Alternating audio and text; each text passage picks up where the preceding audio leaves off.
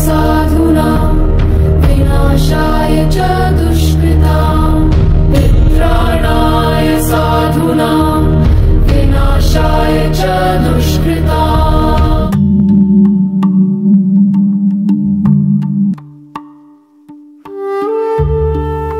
కర్తవ్యాన్ని వదిలిపోవడం మరణం కన్నా భయంకరం. ఎందుకంటే మరణం మన శరీరానికే కాని ఆత్మకు కాదు. కానీ మనం ఎప్పుడైతే మన కర్తవ్యాన్ని త్యజిస్తామో అప్పుడు మనం మన ఆత్మని, మన మనోబలాన్ని వదిలేసినట్లే. కర్మణ్యే వాధికారస్తే మా ఫలేసు కదాచన మా కర్మ ఫలహేతుర్భు మాతే సంగోత్సవ కర్మని. నీకు నిశ్చయించిన పనిని నీవు పరిపూర్ణంగా చేయుటయందే నీకు అధికారము ఉంది, కానీ దాని యొక్క ఫలితముపై లేదు. ఎవడైతే ఫలితాన్ని ఆశించి పనిచేస్తాడో వాడు సుఖం దుఃఖం అనే ద్వంద్వ మానసిక చక్రాల్లో చిక్కుకుంటాడు. నిజమైన యోధుడు సత్యాన్ని కాపాడటానికి, ధర్మాన్ని రక్షించడానికి యుద్ధం చేస్తాడు. ఇదే జీవిత సారం. నిన్ను నీవు ధర్మానికి అర్పించి నిష్కాముడవై కర్మను చెయ్యి. నీ త్యాగవ్రతం ఒక యుగాన్ని ఆవిష్కరించబోతుంది. ఈ రోజు నుండి నీవు భీష్ముడుగా పిలువబడతావు. ఆకాశం అతనికి పేరు ఇచ్చింది, కానీ చరిత్ర మాత్రం అతడు చెల్లించిన ధరను ఇంకా రాయలేదు.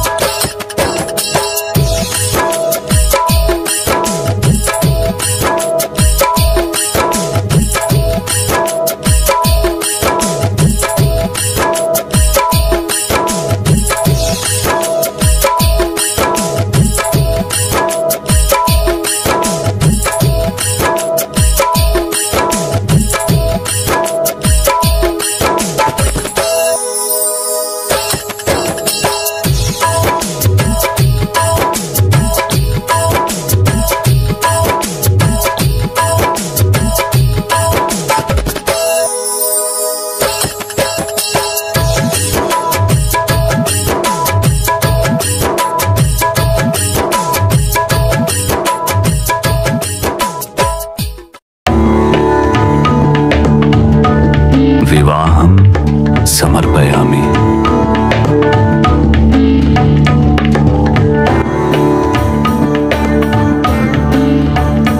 ప్రేమ గెలిచింది, కానీ మరో మనసు మాత్రం ఇప్పటికీ మౌనంగానే ఉంది.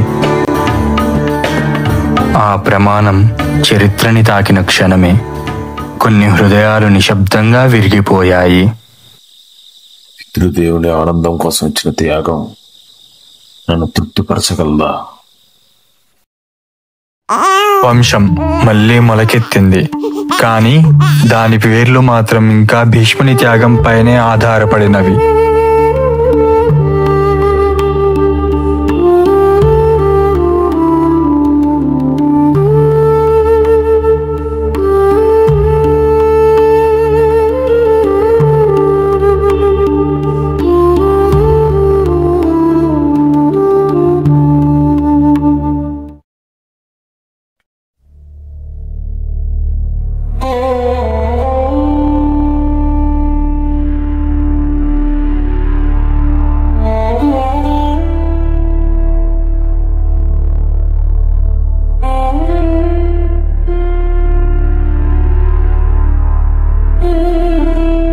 భీష్మ, నీకు నేను రుణపడి ఉన్నాను.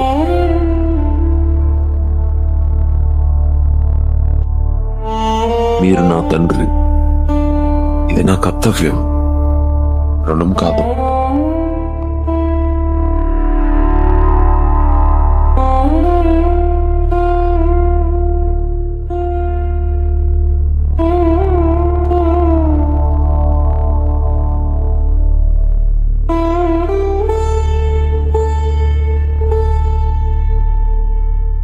రాజు వెళ్ళిపోయాడు, కానీ ధర్మభారం మాత్రం భీష్ముని భుజాలపై మరింత భారమయ్యింది. చిత్రాంగద యువకుడు కాని అస్థిరుడు, విచిత్ర వీర్య ఇంకా చిన్నవాడు. వాళ్ళు సిద్ధమయ్యేంత వరకు బాధ్యత నేను భరిస్తాను. అధికారంతో కాదు, కర్తవ్యంతో.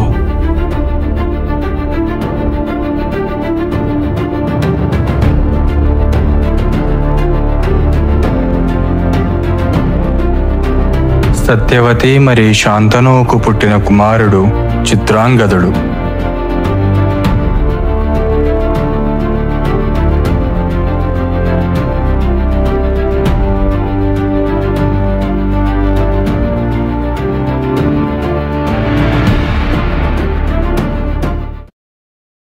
అతని పేరు మాత్రమే కాదు, స్వభావము అత్యంత వేగవంతమైనదే.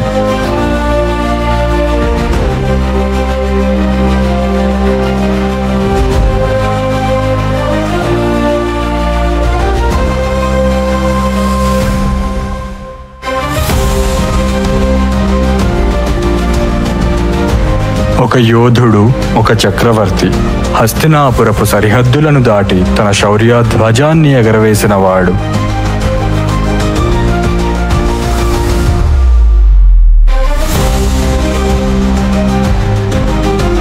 ఈ దిగ్విజయ యాత్ర దౌర్జన్యంగా కాదు, ఇది ఆర్య ధర్మానికి అనుగుణంగా జరిగినది.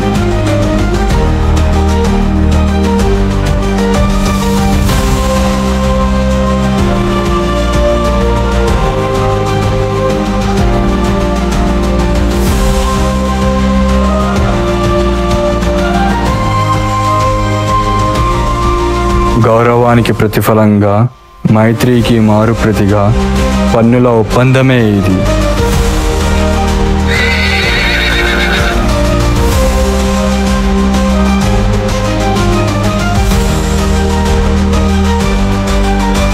చిత్రాంగదుని కీర్తి పెరిగింది.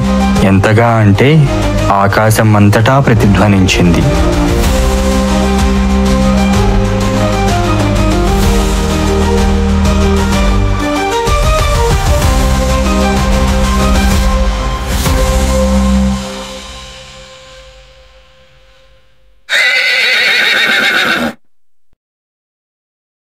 కానీ అదే పేరుతో మరొక యోధుడు ఉన్నాడు, గంధర్వుల రాజు చిత్రాంగదుడు.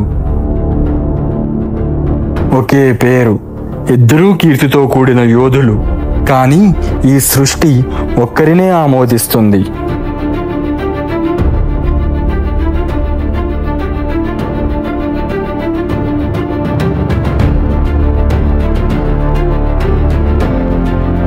నా వంటి శౌర్యాన్ని, నా పేరును ఇంకొకటి ధరిస్తున్నారంటే నేను ఎప్పుడు సహించను. ఇద్దరిలో ఒకళ్ళే ఉండాలి, మరొకడు నశించాలి. దేవతలకు ఒక నియమం ఉంది, ఒకే పేరు ఒకే కీర్తి రెండు స్థలాలలో ఉండలేవు. గంధర్వ చిత్రాంగదుడు సవాలు విసిరాడు.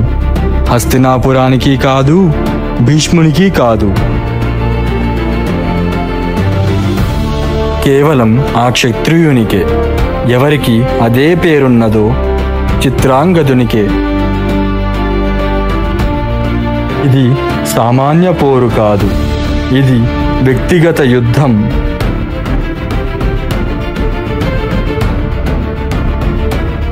క్షత్రియునికి యుద్ధమే స్వర్గం, మరణమే అతని గౌరవం. ఇదే క్షత్రియ ధర్మం.